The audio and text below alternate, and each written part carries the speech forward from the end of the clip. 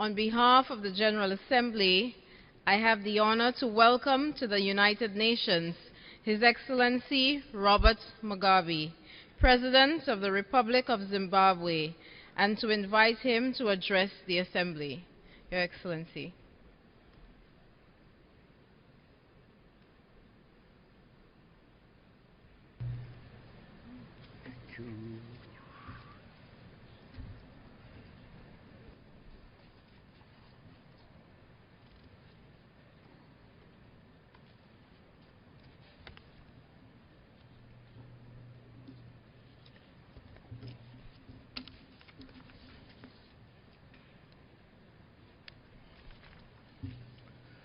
Your Excellency Sam Kahamba Kutesa, President of the 69th session of the United Nations General Assembly.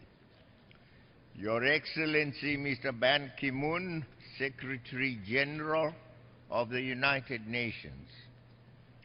Your Majesties, Your Excellencies, Heads of State and Government, distinguished delegates, ladies and gentlemen, comrades and friends.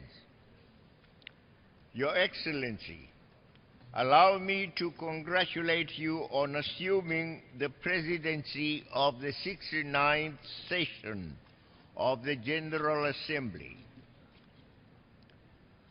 We are indeed proud of the honor that has been bestowed upon the African continent as a result of your election.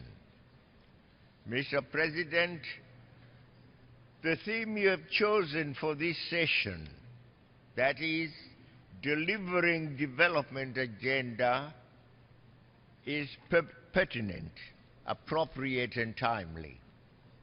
It is relevant in our efforts to achieve a seamless transition from the Millennium Development Goals to the Sustainable Development Goals and to the broader post-2015 development agenda.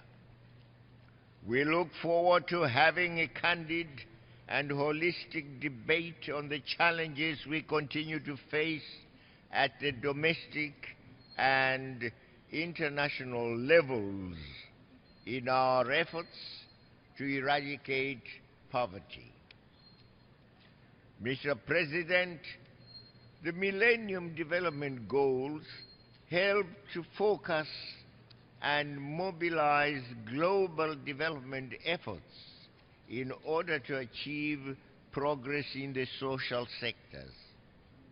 However, despite the significant achievements under the framework of the MDGs, the progress was uneven between goals, among regions, and within countries.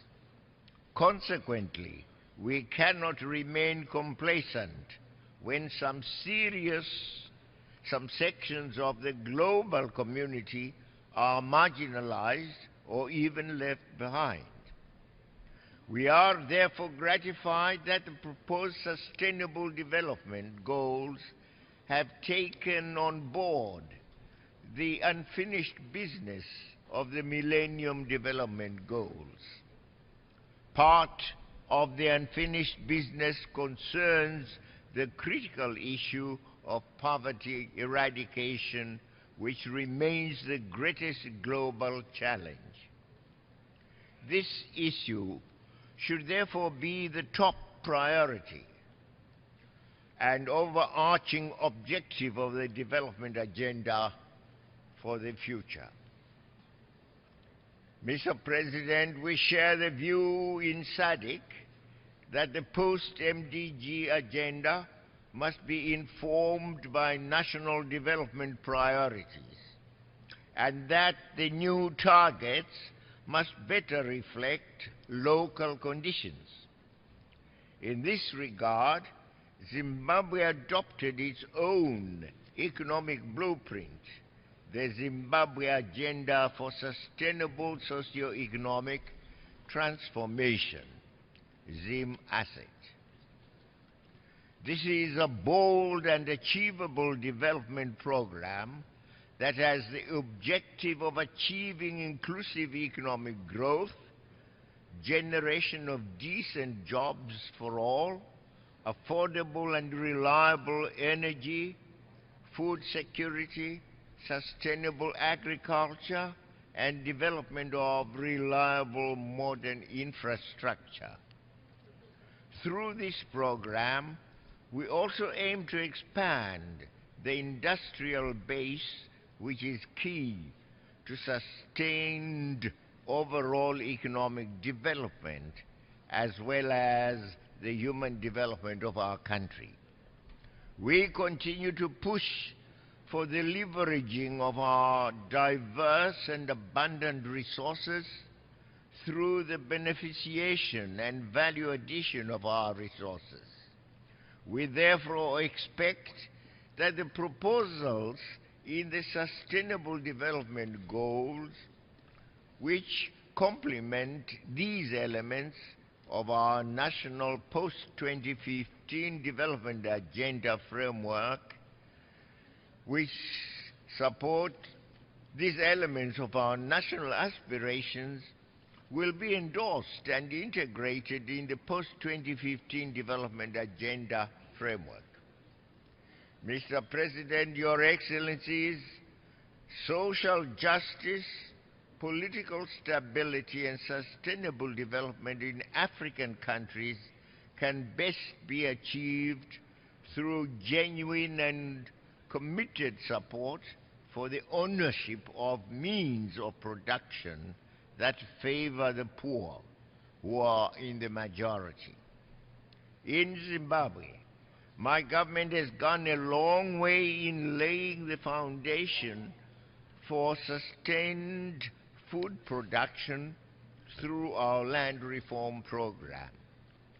The majority of the rural people have been empowered to contribute to household and also to national food security.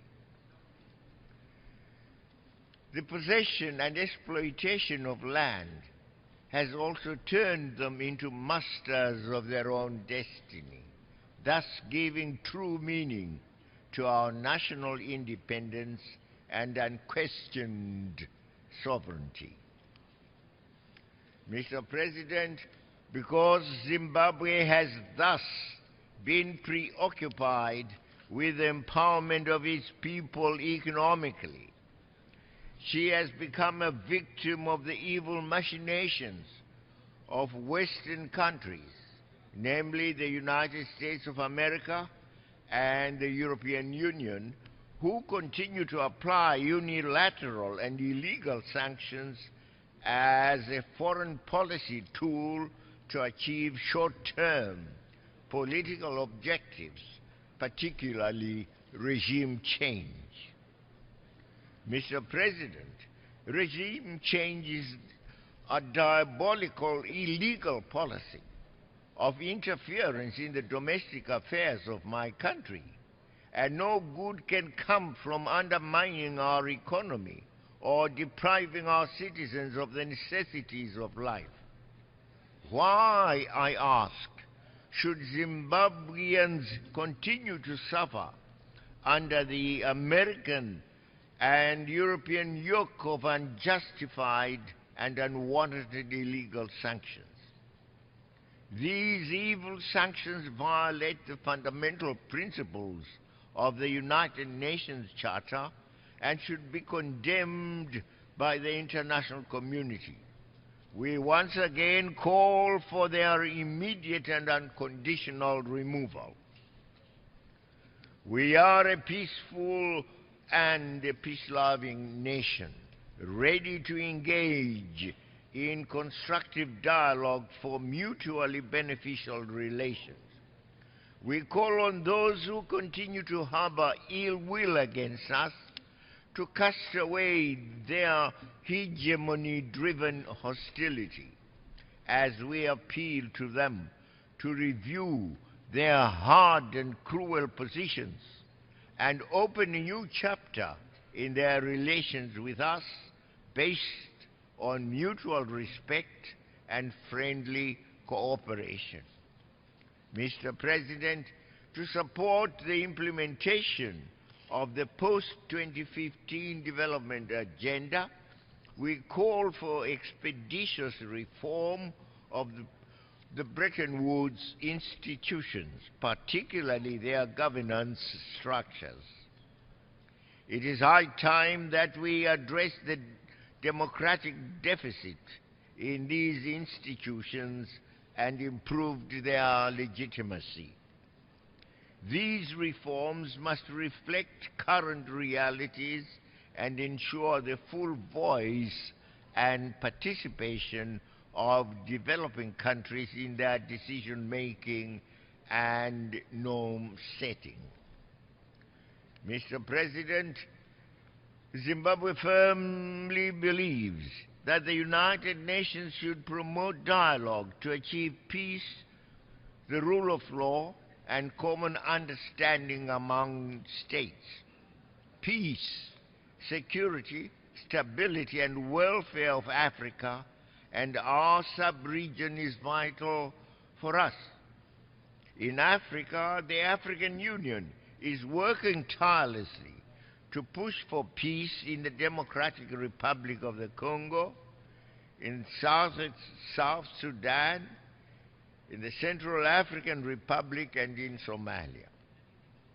The international community must remain intensively engaged and support Africa in the maintenance of peace and stability, enhancing thereby its peacekeeping capacity needs through training, logistical and financial support. Africa also remains seized with the issue of Western Sahara, the last colonial vestige in Africa. The United Nations should not shake off its responsibility to ensure the achievement of self-determination by the people of Western Sahara. Mr. President, we continue to witness the suffering and persecution of the people of Palestine at the hands of Israel. We have witnessed the callous murder of women and children in shelters where they seek refuge from Israel's bombs. We have witnessed the brutal and random destruction of infrastructure in the Gaza Strip. And while these heinous acts were being perpetrated by Israel, the so-called civilized world maintained a deafening silence. And we ask why? Lasting peace in the Middle East can only be achieved through a two-state solution based on the 1967 borders. Any other maneuvers to change demographic realities through settlements or use of force will only prolong the suffering of the Palestinian people.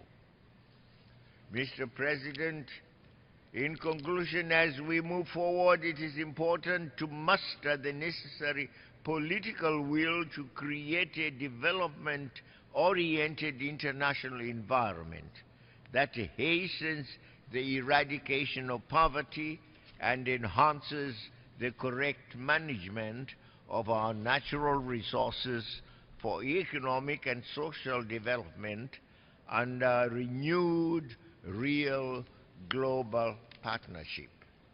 I thank you.